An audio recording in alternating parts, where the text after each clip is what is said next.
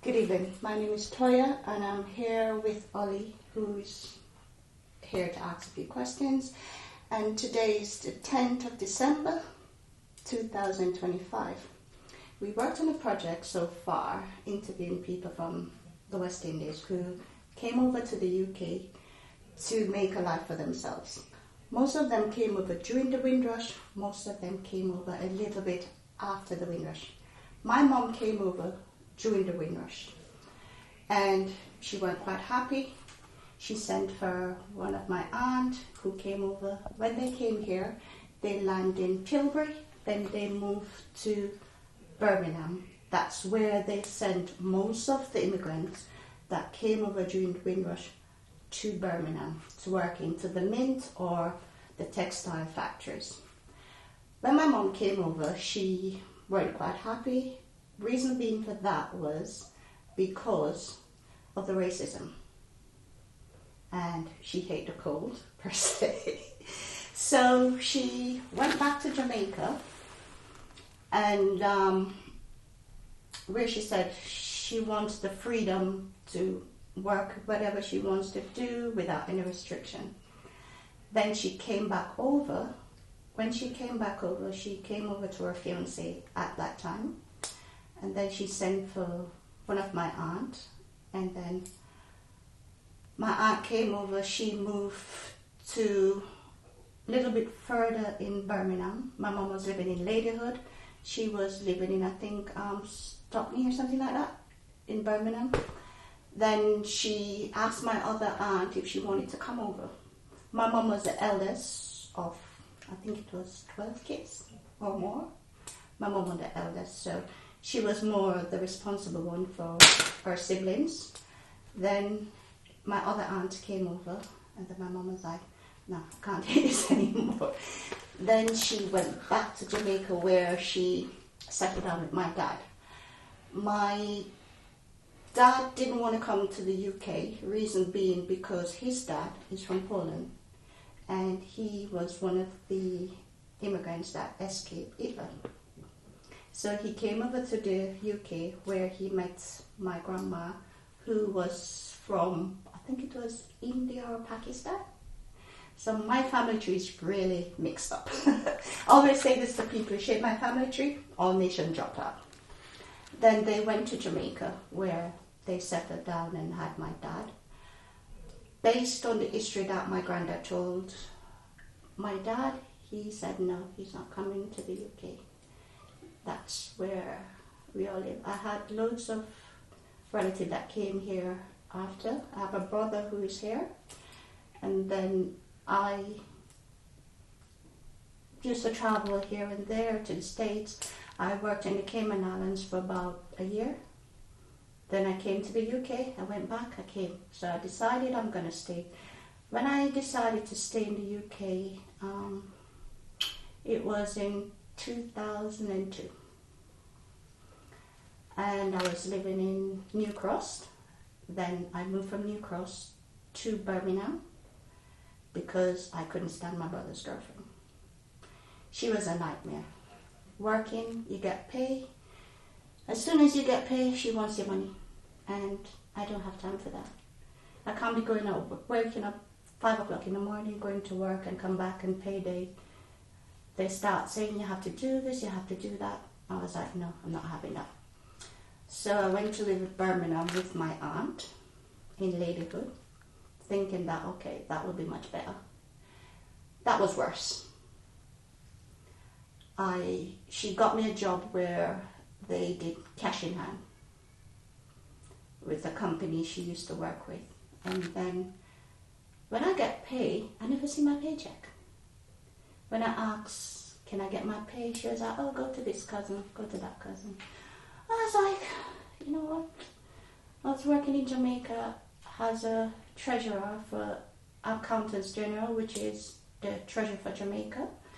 And I was like, I had a good job. Why do I come here and trying to escape from my family to come and live with one who wants my money? I was like, I'm not having that. Then I left and I moved back to London. I left without any money because when I asked her for my money, she was like, you need to go to this one, you need to go to that one. I was like, I'm not having it. Keep the money. And then I left.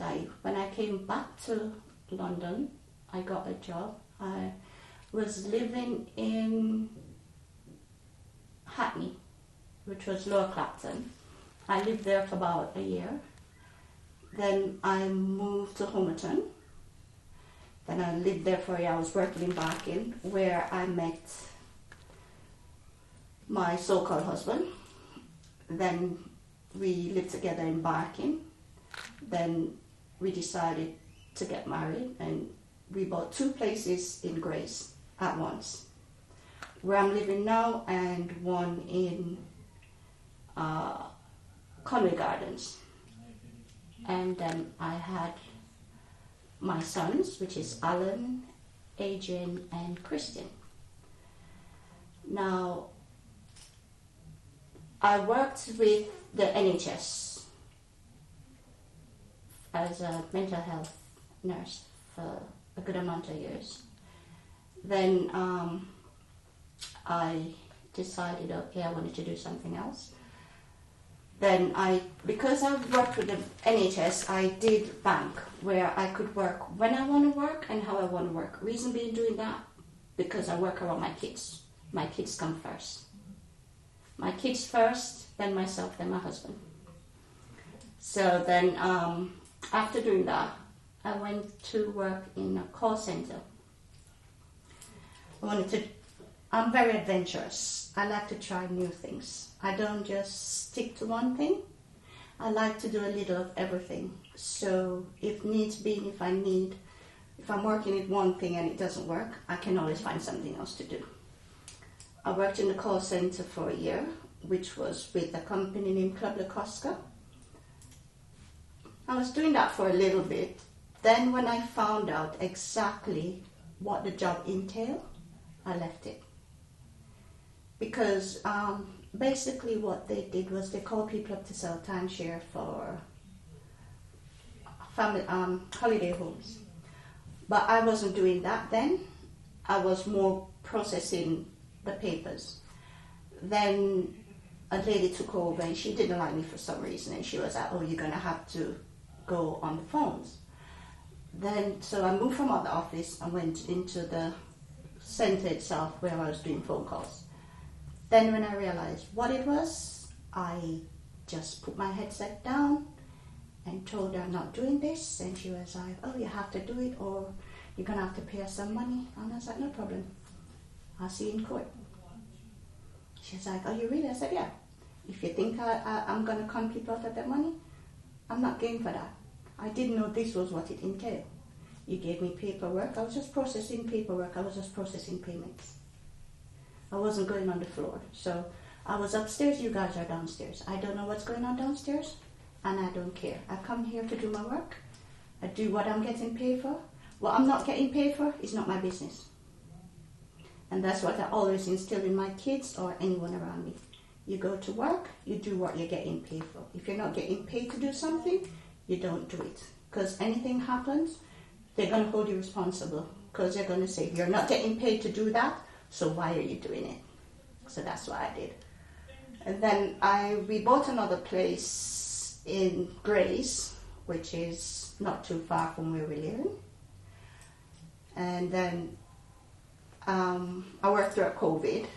I ended up with COVID and didn't know I had COVID until I went to do where we all had to do a blood test to check for antibodies.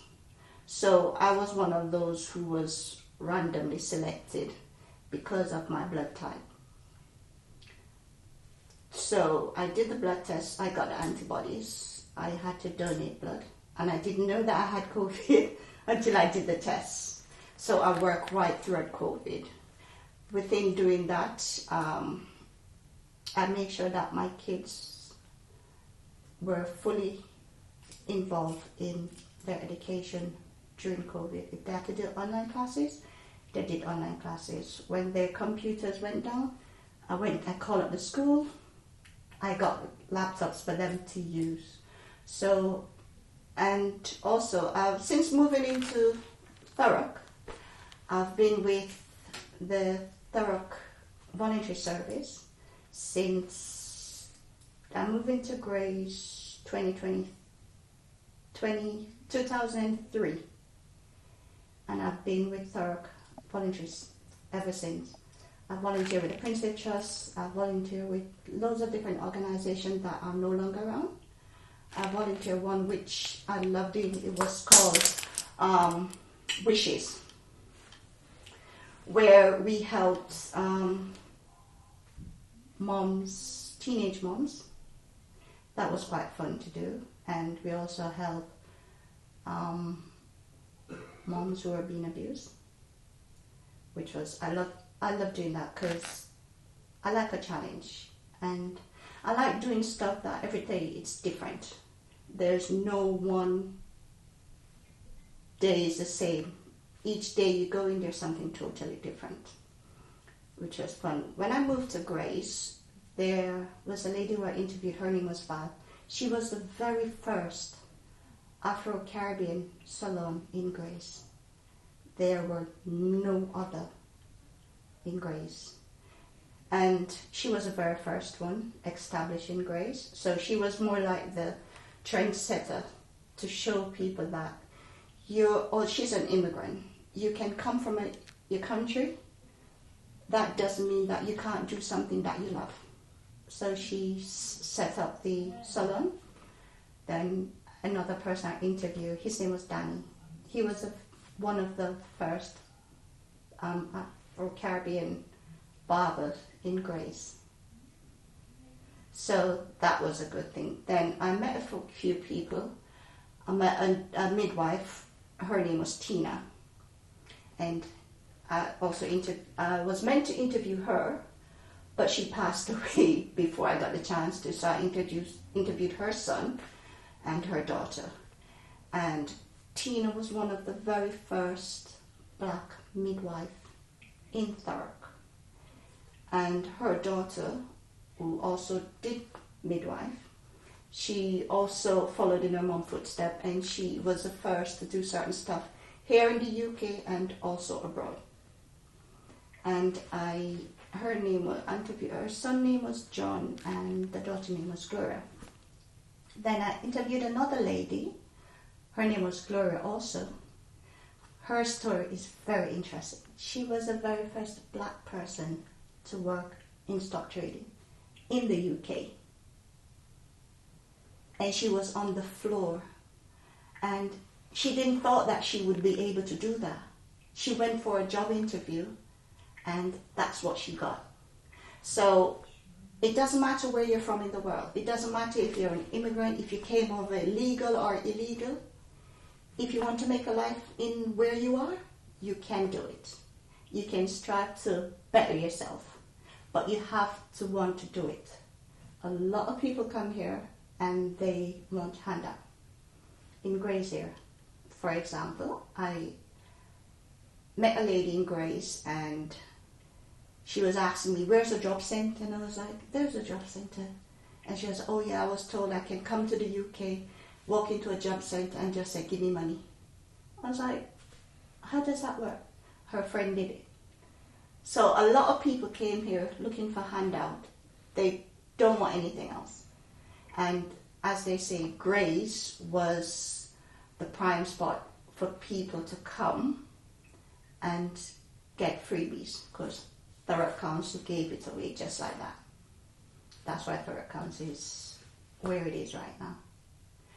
They move people from London, they come into Grace, they get everything they want. They get the housing, they get the benefits.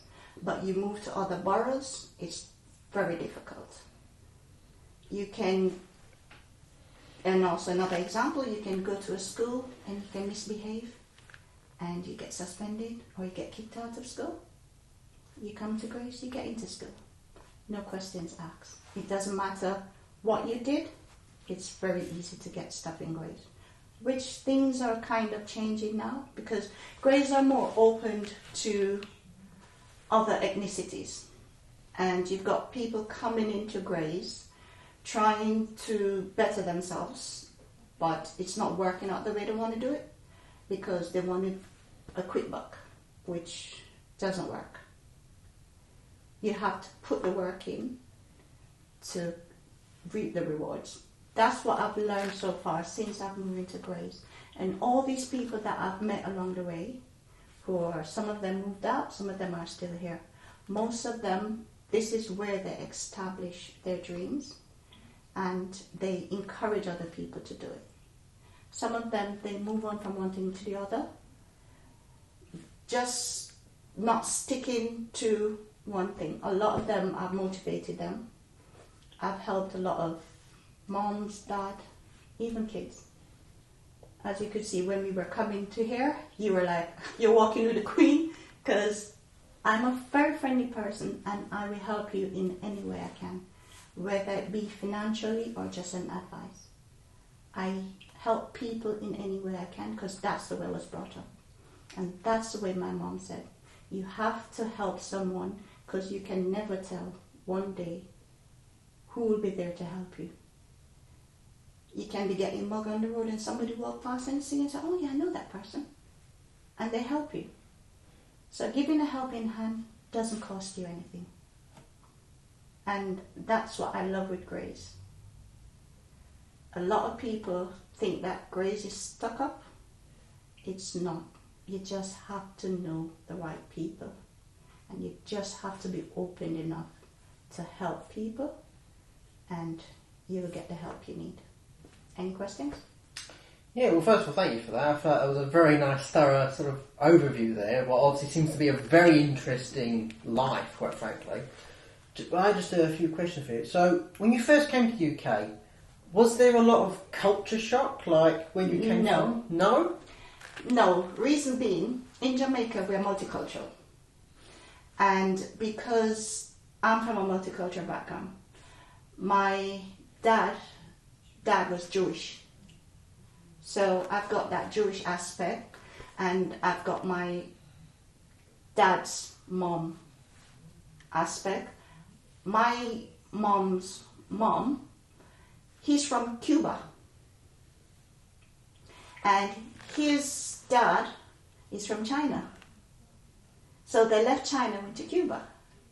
So I'm from a very multilingual background. So for me, cultural shock, no, I'm used to it.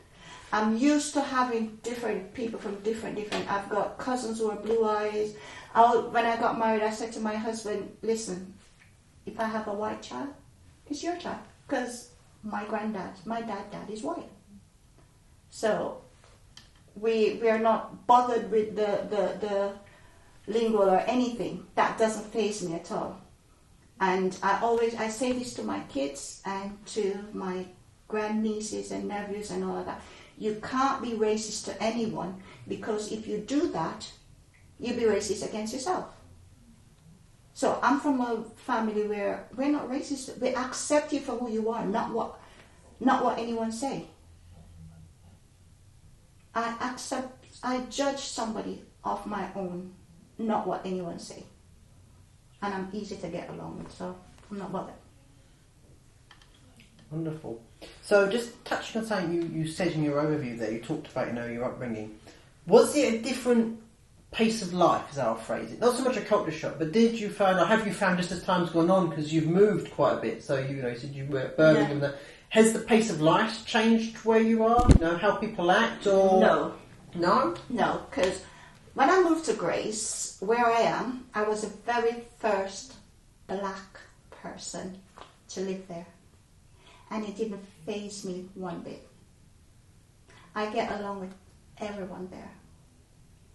Everyone they come to my house, they know, can you babysit for me? And kids do love coming to my house. Reason being, you come to my house, the very first time you come, you're a stranger. The second time, you're a family. Do whatever you want. Allow kids to do whatever they want. All I say to them is, you make your mess, you clean it up. You don't clean it up, you can't come back. So they always clean the mess up because they want to come back. I don't restrict them from doing anything. You want to play games on the PC or whatever, play your games. But knowing that I will have restriction on what you can do from what you can't do. and they never have a problem with that. I've got kids who disrespect their parents, but they never disrespect me. And I've got kids that live in my complex. If their mom say come in, they won't come in. But when they see me, they go straight in. Or sometimes the mom say, oh, I'm going to call her. And I'm, mommy, no. And they stop doing whatever it is they're doing. Because I set a boundary with kids. I'll be friendly with you, but when I say that's it, that's it. I can be a friend as well as I can be a parent. And they know when I'm being a friend from when I'm being a parent. And that's what a lot of people don't understand. Your kids are not your friends. If you need to have a relationship with them, you need to set boundaries. They need to know when you're a parent from when you're a friend. And they will come to you with anything. My kids can come to me and say anything. I'm not bothered. I never go at them. Who is that girl? Is that your girlfriend? Just to have that rapport so they can feel safe to say anything they want to say. Next question.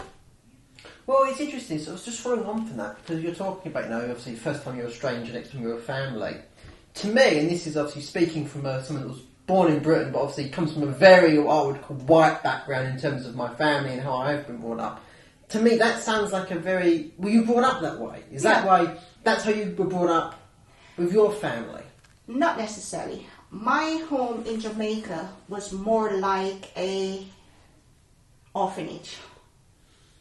Reason why I say that, my mom would take anyone in. If my neighbor's kids, they will come, they play, they'll eat, they do whatever, and then they go home. Sometimes they will sleep over. My mom would never say, okay, go home. She believes in a kid needs to feel safe somewhere. And if they feel safe at your home, if something is happening at home and they're not happy with, they will come and say it to you. And things do change as time goes by. I'll give you an example. Before kids used to get abused, it was like indoors. Nobody will come out and say anything. But if you reassure them that you can come here and you're part of the family, they will feel comfortably enough to let you know if anything is going wrong at home or if they're being bullied at school or whatever. And for me, if you're my child or not, I had to go to court, for example, for a little boy who's not my son. He was being bullied by a parent and a teacher. And I stepped in and went to court. And I wasn't afraid. The dad was threatening me. I said, bring it on. I said, whatever you do, I can do as well. And that child wasn't my child. And they go to school. A lot of kids at my kids' school feel safe around me. So that's what... You don't have to be that person's mom or dad to be a role model for them or to be a parent for them. Being a parent doesn't mean that you have to be blood related. Next question. Well, so getting following on from that, have you met many people in Grays that have a similar mentality to that? To me? To you, yeah. No. Because not everyone from the Caribbean were brought up the same way. Most of the people that I've interviewed from the Caribbean, like most of them are from Trinidad, Ghana and all that, Jamaica. Within the Caribbean, we have similar upbringing, which is strict, and education is first. Above everything else, you have to have an education. That's the only way you make it in life. In this country, a lot of people don't believe in education because they don't have to go to school and they don't have to do anything, but they will still have a roof over their head and food on their table. That's not for me. Although my kids are born here and they have certain privilege that I don't have and I don't want, I don't instill that in them. Growing up, they had to read a book. You get 50p for every book you read. If you can't tell me what the book is about, I take back your money. So they were taught from an early age, you have to work for what you want. At 2, they were making their own sandwiches. They have been self-sufficient at a very young age. They rely on themselves. Knowing mommy's still there, mommy's got your back in anything, but you have to try first. You try and you fail, that's part of life. You try again. If you're stuck at something, come to mommy. Mommy will go all out for you. It's just been, although I'm married, it's always been me and my 3 boys. The daddy's always been in the background. We only go to dad if we need his help. If we don't need his help, you stay by yourself. That's the way I was brought up. My dad died when I was 2, so I don't really know my dad. And I didn't grow up with a stepdad. I grew up with my mom doing everything, giving us everything we want. My mom bought her own house. She didn't rely on my dad to buy her house. My mom had her own business. My mom taught us that anything you want, if you put your mind to it, you will get it. My husband started a business. It wasn't going well. Left it. He started another one. I encouraged him. He started another one. I invested. It was a wrong thing to do, but at the end of the day, you're a couple. You do things as a couple. And I tell my kids, I do anything with your dad. I'm not doing it for him. I'm doing it for us. If I don't benefit from it, so be it. But if you're in a relationship with someone, you have to be willing to make certain sacrifices. It might not be something that you want to do, but you're in a relationship and you've got kids. So you have to make that sacrifice. Reason why I say that, if anything happens, they can't blame you. They can't say, oh, I was doing this, you didn't want to do it. No. Each to their own conscience. And there's a thing they say, karma. We all get it in the long run. But I have a clear conscience. I invested in this. If you didn't want to invest in it, that's your problem. But you, at the end of the day, when you have a breakdown in anything, whether it's your job, if you don't put the effort in to do the work and you lose a job, you can't blame the company. You blame yourself. And I was taught at a young age, you have to be responsible for your own actions. And that's what I teach my kids, and that's what I teach any kids around me. You are responsible for your own actions. You can't blame anyone for it. You're blaming people for it, you're going to keep doing the same thing over and over. And you will never learn, and you will never go any further than where you are.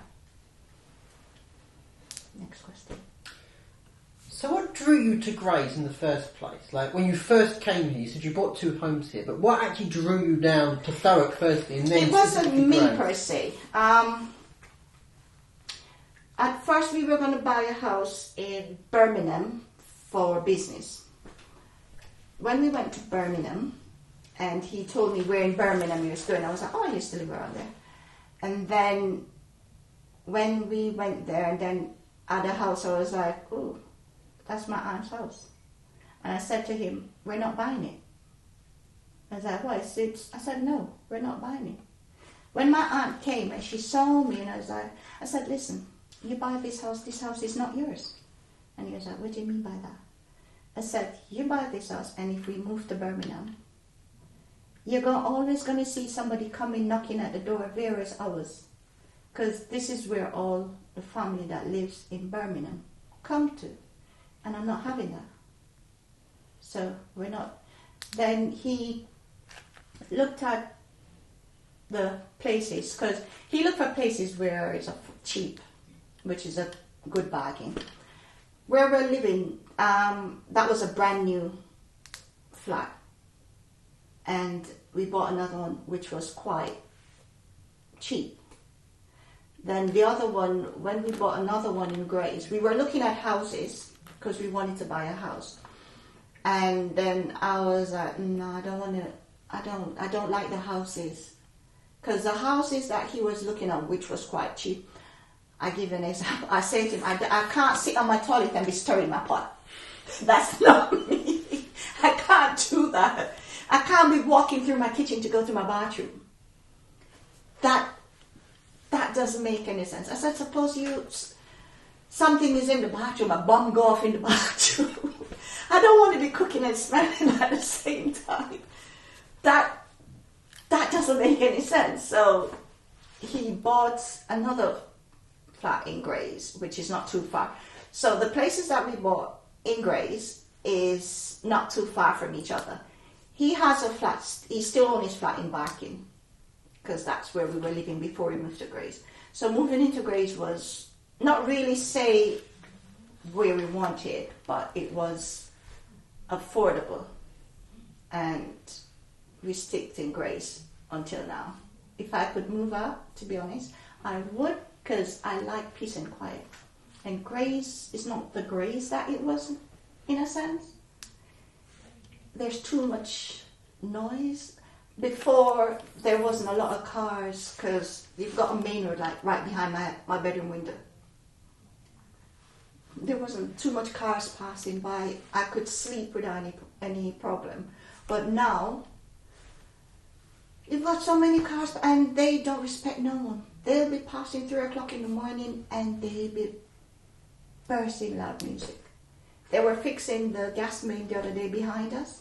I had to literally go outside and tell the workers, listen, you're sitting in your van, I want to turn the music off. Turn it off or turn it down. And I say, if I have to come back out here and tell you to turn it off, it's not going to be nice, because I'm a very hungry person when I want to sleep. And he turned it off.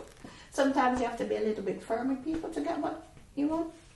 Because if you're too, they think you're a pushover. And that's what I've learned in Grace these last days. A lot of people think they can bully you because they're from different backgrounds coming in now. And a lot of them are bullies. And if they talk a certain way to you and you are quiet in the way you answer them, they think that, okay, you're a pushover. I can be a very nice person and I can be a very clever person. And I always differentiate. I meet you, you're nice and warm to me, I'm a very friendly person with you. But once you cross that bound, I'm not holding back. I'm letting you know I'm not a pushover. Next question. Well, you do have sort of answered there, but I'm going to ask you anyway. So, how has Grace sort of changed? And when I ask that, I know you've already sort of answered there, but I mean, because how long have you been living in Grace now?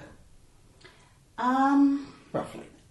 22. 22 years. 22 years. You've been in Grace. Yeah. Wow. When I just moved to Grace, a year after I had my first son, which is Alan. He's going to be 21 Friday. Wow. Yeah, and then then just before he turned 1, I had my second son, AJ, who was 20 yesterday.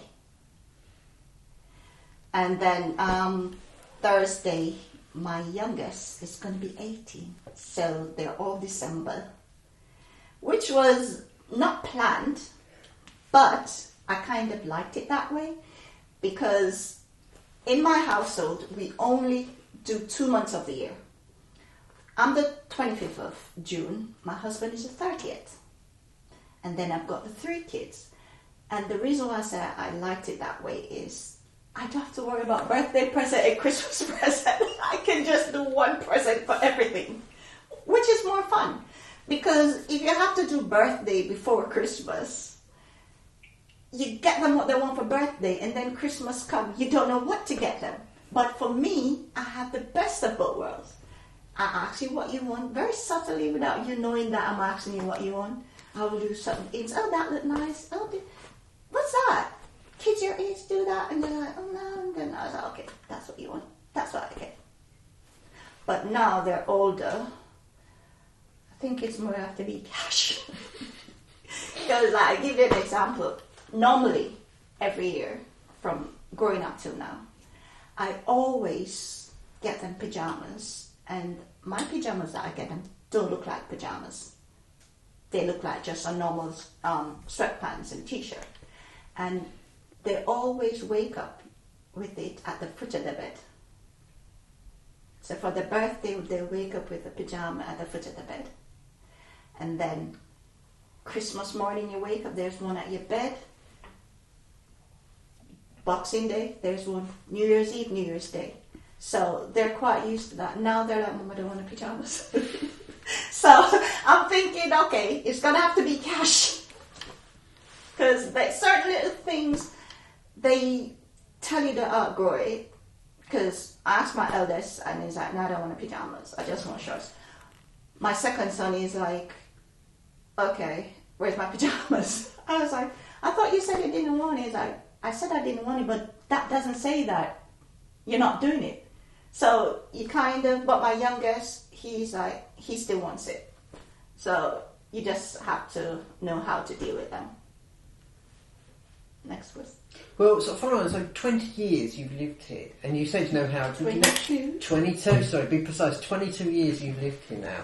And you just said sort of like a little while ago that, no, if the choice, you'd love to move out, so we're quieter. Where along that 22 years did you start to think that way?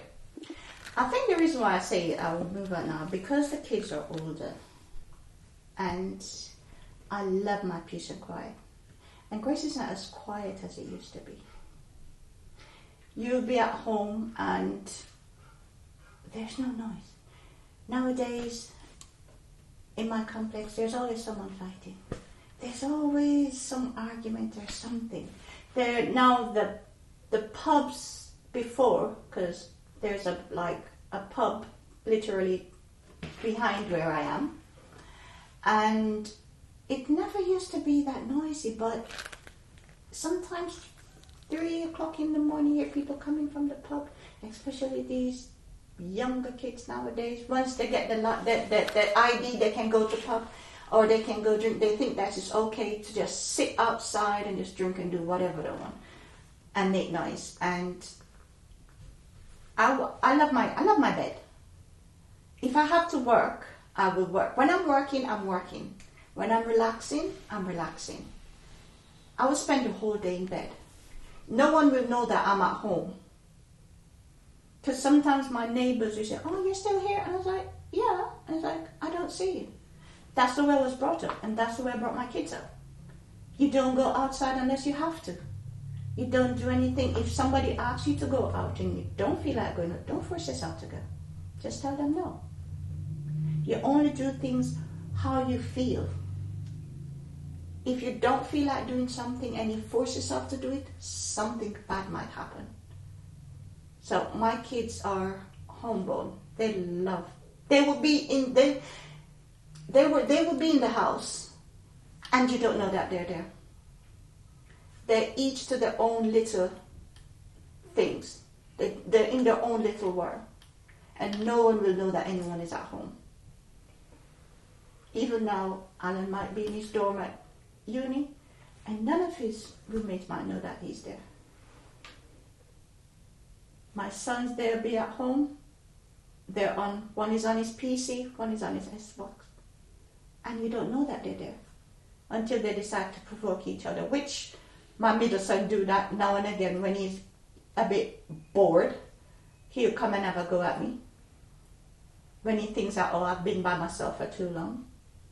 Alan used to do that when he's at home. He'd come in just to annoy me. And then when I start shouting at them and say, leave me alone, then they go away. And then a few minutes they come back and lie down across my feet. I don't know for what reason. They've always done that since they're a baby. They love to lie down across my feet. So they're pinning me down. I can't move. So they can do whatever they want and go about their business. Next question. Well, again, so following on this chain of questioning, so do you think there's any a central blame for why Grays has evolved the way it's done, as you're saying there? Or do you think it's just, as more communities are coming in, or is it the council? Is there I blame the council. You blame the council. Why? I blame the council because a lot of... in London, I've got lots of family members, nieces, nephews, and all of that live in London.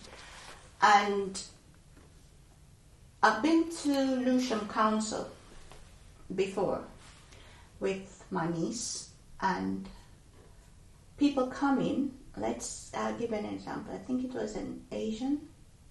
I don't want people to think I'm racist, but that's what they call them, Asians. They went to Lucian Council and asked for an assistance, and they gave them the assistance, but they didn't give them nowhere in Lucian. They put them outside the borough. So a lot of councils, what they do is they look for a borough where they can get away with anything, and they just send them there. And a lot of people come into Grace because it's easy to get what they want. Just like a lot of people would never go Tilbury. And you've got banks and all of that used to be in Tilbury, which is closed down. There's no more town centre in Tilbury. Anything they want, they have to come to Grace. So that is why living now in Grace is not like it was before. Tilbury used to have town centre. Tilbury used to have banks and pubs and everything that you wanted used to be in Tilbury like Grace. And then if you look at Grace, a lot of people that were in Grace before has packed up and moved out. They no longer want to be in Grace because Grace is not what it used to be. And now you go into Grace so-called High Street, you've got loads of Asian shops. And then they flip it. You see this, and then the next time you see it, it's under new management. And a lot of businesses are just packing up and go. So if you lived in somewhere for a good amount of years and you've seen the changes, and some of the changes are not for the betterment of the area, you have to go somewhere where you will feel safe. Because Grace is not as safe as it used to be because of the people that are coming in Grace. I'll give you an example. The other day, I think it was on Rectory Road, where they had a sinkhole in Rectory Road. And then there was another incident where you had a well-known paedophile that they were looking for, was living on Rectory Road. And he was up and down, day in, day out. And he was around kids and no one noticed anything. Until he made an attempt on somebody else's kid. That's when everybody knew what he was. So, and in other boroughs, you go to, I'll give you Lewisham again as an example. Somebody sees you in Lewisham and you look a bit funny. People start wondering what's wrong with you. Why you this, why you that. So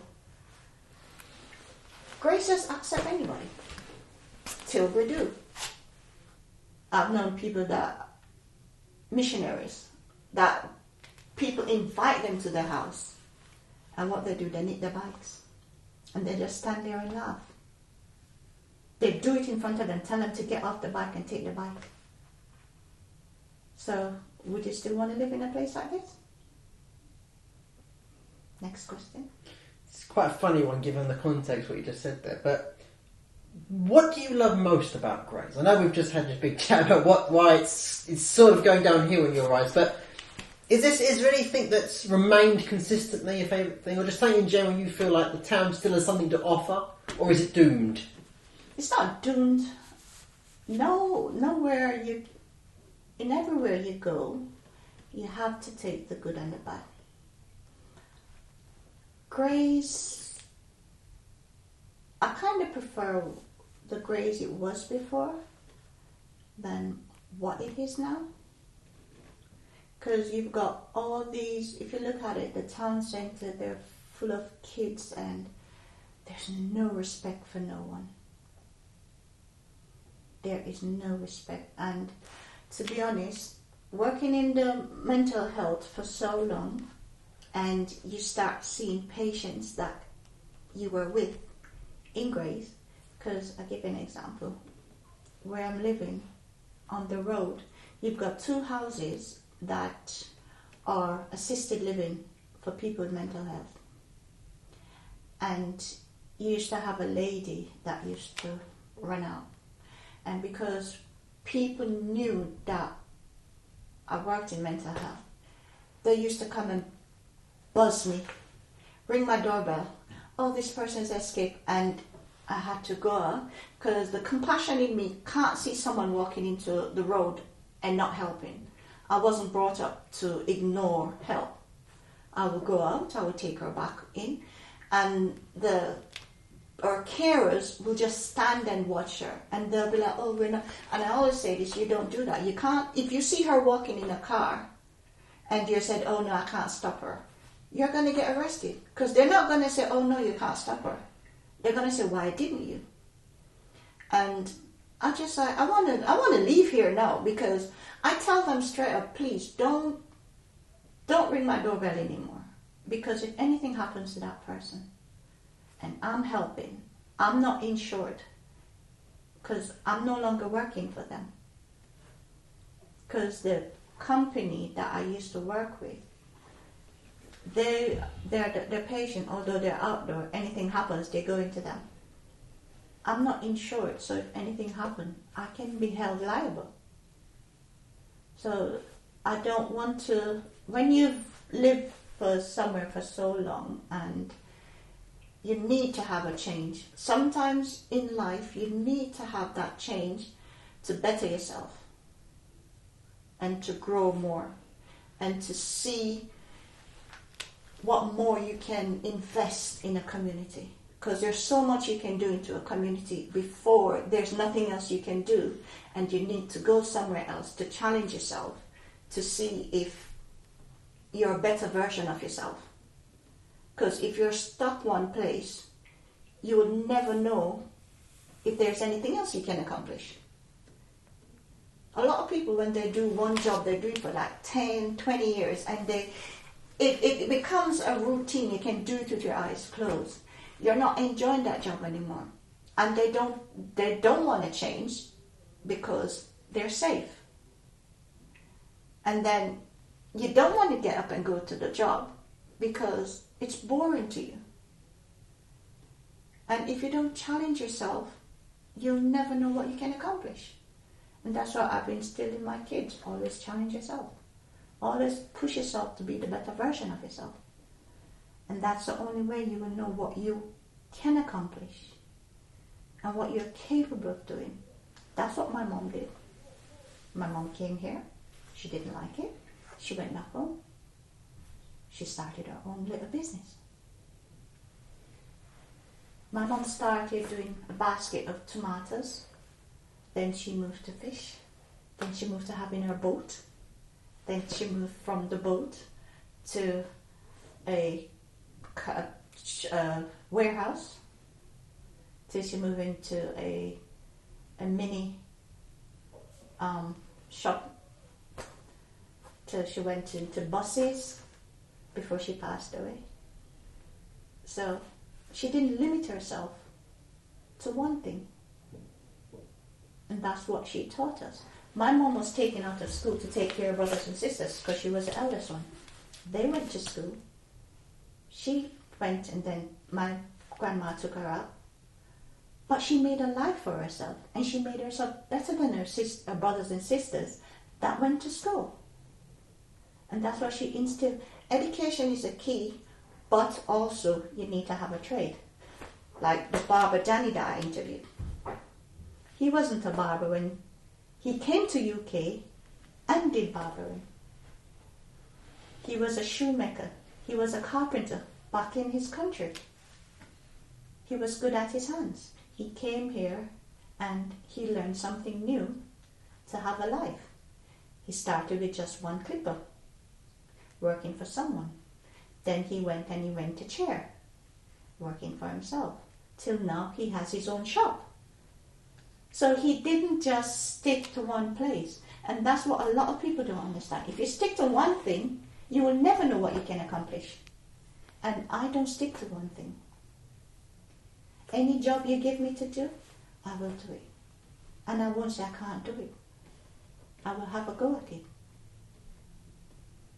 I worked in my country.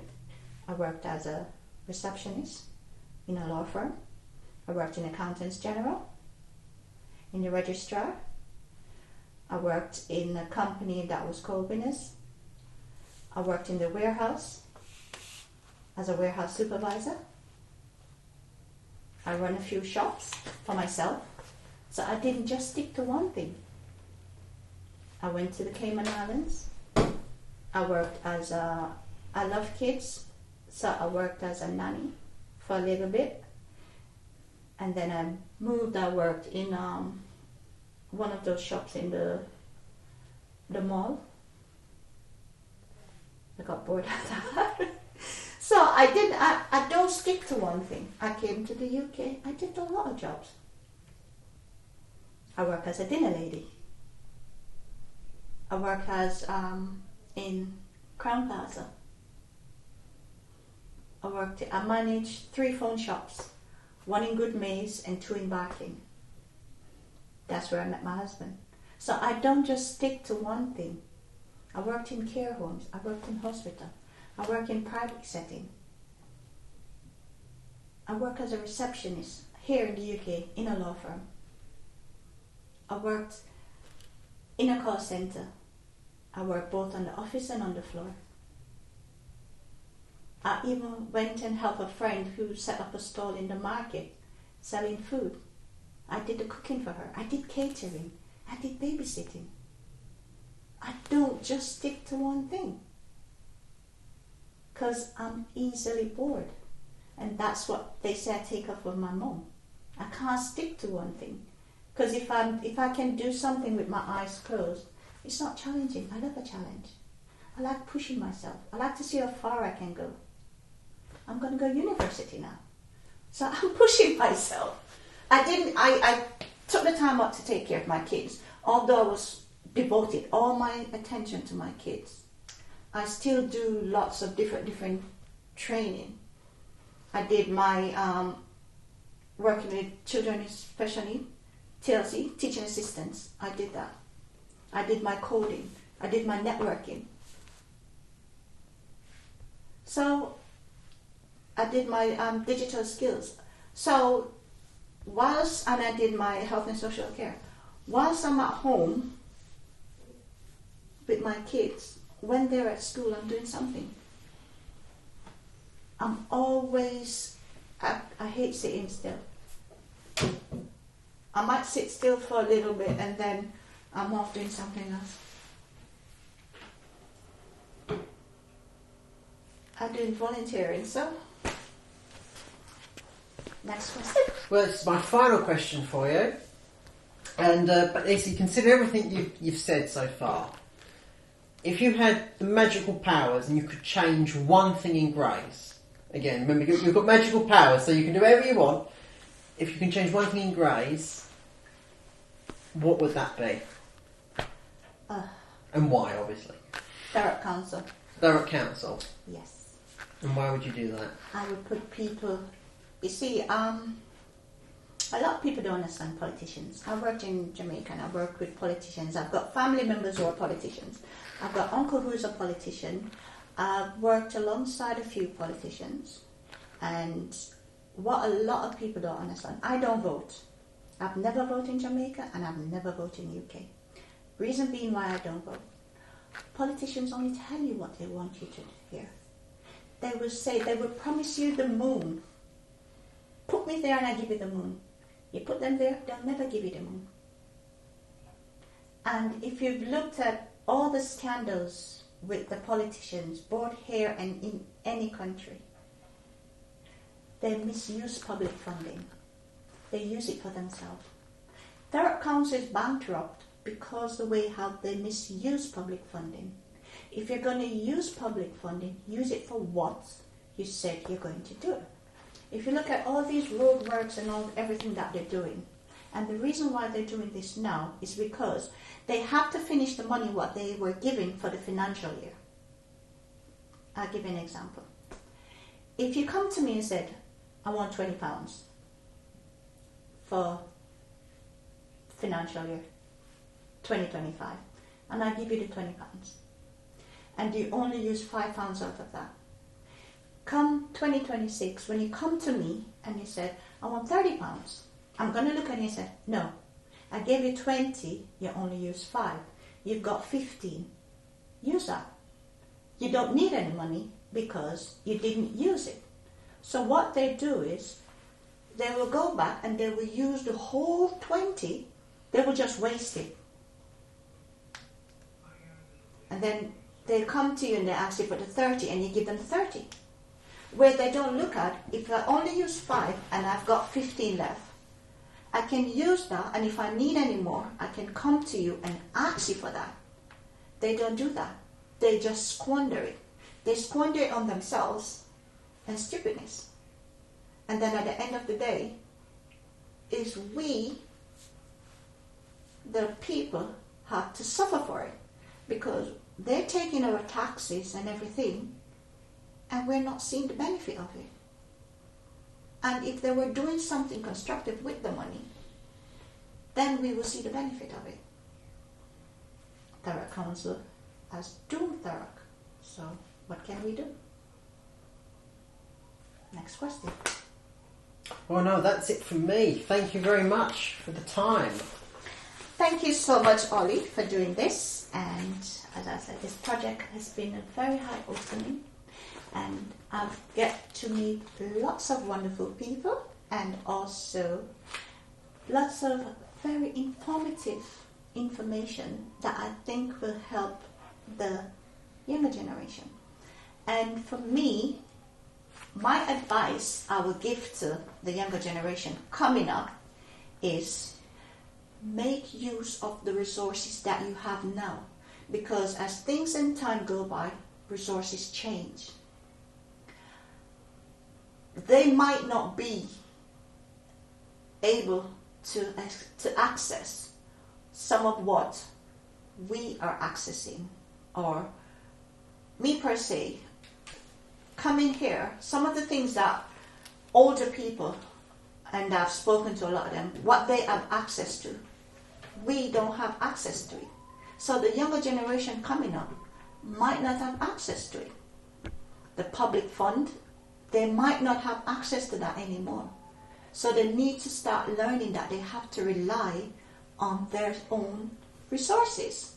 And if they don't take that in consideration now, when it's time for them to make a name for themselves or to achieve something they want, they might not have that.